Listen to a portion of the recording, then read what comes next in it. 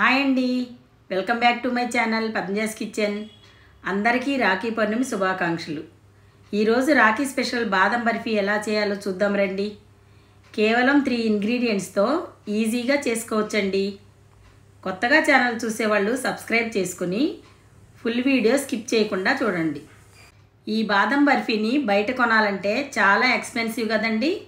అందుకని ఇంట్లోనే ఈజీగా హైజెనిక్గా ఎలా చేయాలో చూద్దామా. ముందుగా ఒక బౌల్ తీసుకుని దానిలో 1 కప్పు బాదం వేసుకోండి. నేను 250 గ్రామ్స్ బాదం తీసుకున్నానండి. ఇప్పుడు బాదం మునిగే వరకు మరిగిన నీళ్లు పోసుకోండి. వీటిని 4 అవర్స్ నానబెట్టండి. మీకు నానబెట్టే టైం లేకపోతే కనీసం 20 మినిట్స్ ఉడకబెట్టండి.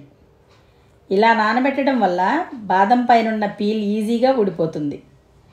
నేను 4 అవర్స్ నానబెట్టానండి. వీటిని ఒక్కొక్కటి తీసుకుని ప్రెస్ చేస్తూ బాదం పైన పీల్ మొత్తం తీసేయండి. ఇప్పుడు ఒక మిక్సీ జార్ తీసుకుని దానిలో మనం ఎంత బాదం తీసుకున్నామో అంతే షుగర్ తీసుకోండి. షుగర్ని జార్లో వేసి ఫైన్ పౌడర్గా గ్రైండ్ చేయండి. ఇలా గ్రైండ్ చేసిన షుగర్ పౌడర్ని ఒక బౌల్లోకి తీసుకోండి. ఇప్పుడు అదే మిక్సీ జార్లో పీల్ తీసిన బాదం వేసుకుని మొదట ఒకసారి గ్రైండ్ చేయండి. ఇప్పుడు 1/2 కప్పు పాలు తీసుకుని కొంచెం పాలు పోసుకుంటూ గ్రైండ్ చేయండి. కాచి చల్లార్చిన పాలైనా పచ్చి పాలైనా పర్వాలేదండి. మరీ స్మూత్ పేస్ట్లా కాకుండా ఇలా రవ్వగా ఉంటే సరిపోతుంది. పాలు పోసి గ్రైండ్ చేసేటప్పుడు లూజు కాకుండా ఈ కన్సిస్టెన్సీలో ఉండేటట్టు గ్రైండ్ చేయండి.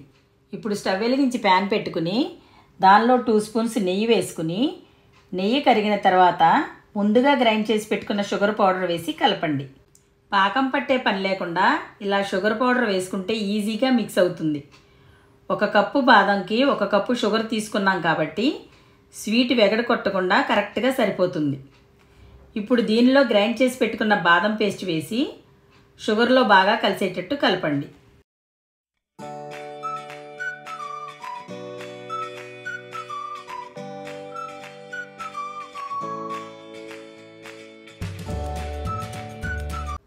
షుగర్ పౌడర్ కరిగి ఇలా లూజ్ కన్సిస్టెన్సీలో కనబడుతుంది. దీన్ని కంటిన్యూగా మీడియం ఫ్లేమ్లో 10 to 15 మినిట్స్ కలుపుతూనే ఉండండి. కలపడం ఆపారంటే అడుగంటిపోతుంది. ఇలా కంటిన్యూగా కలుపుతూ కొంచెం దగ్గర పడ్డాక దానిలో 1 స్పూన్ నెయ్యి వేసుకుని అంతా బాగా కలుపుతూ ఉండండి.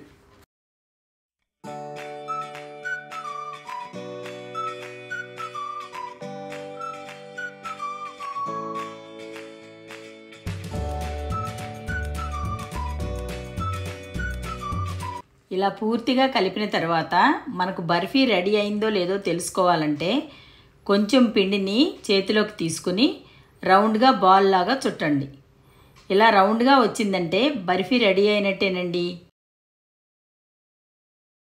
ఇలా ప్యాన్ నుండి విడిపోతున్నప్పుడు స్టవ్ ఆఫ్ చేసి ఒక ప్లేట్కి నెయ్యి అప్లై చేసి దానిపై ఈ మిశ్రమాన్ని వేసి గరిటెతో కానీ స్పాచులాతో కానీ కలుపుతూ ఆరబెట్టండి. ఫ్యాన్ గాలికి ఆరబెడితే పైన హార్డ్గా అవుతుంది కాబట్టి స్పాచులాతో కలుపుతూ ఆరబెట్టండి.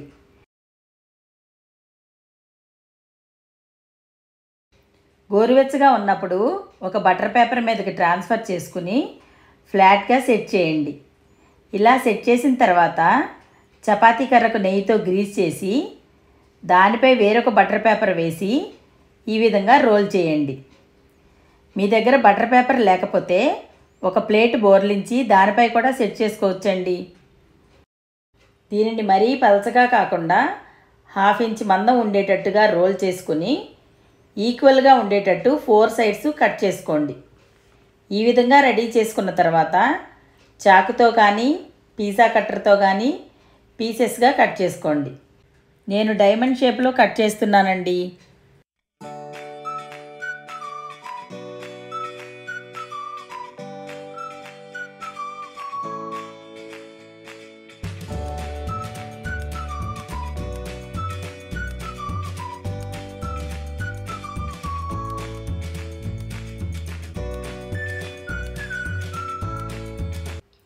ఈ బాదం బర్ఫీని ప్రిపేర్ చేసుకోవడం చాలా ఈజీ అండి. నేను చేసిన మెథడ్లో మీరు కూడా ఈజీగా చేసుకోవచ్చు. ఇవి 1 వీక్ వరకు నిల్వ ఉంటాయి. ఇలా కట్ చేసిన పీసెస్ని సర్వింగ్ ప్లేట్లోకి తీసుకోండి. స్వీట్ షాప్ స్టైల్లో చాలా టేస్టీగా ఉండే బాదం బర్ఫీ రెడీ అయిందండి. కొంచెం ఓపికగా చేసుకున్నామంటే తక్కువ ఖర్చుతో ఇంట్లోనే బాదం బర్ఫీ చేసుకోవచ్చు. ఇంట్లో అందరూ ఇష్టపడే ఈ బర్ఫీని మీరు కూడా ఒకసారి ట్రై చేయండి. మీకు ఎలా వచ్చిందో కామెంట్ రూపంలో తెలియజేయండి.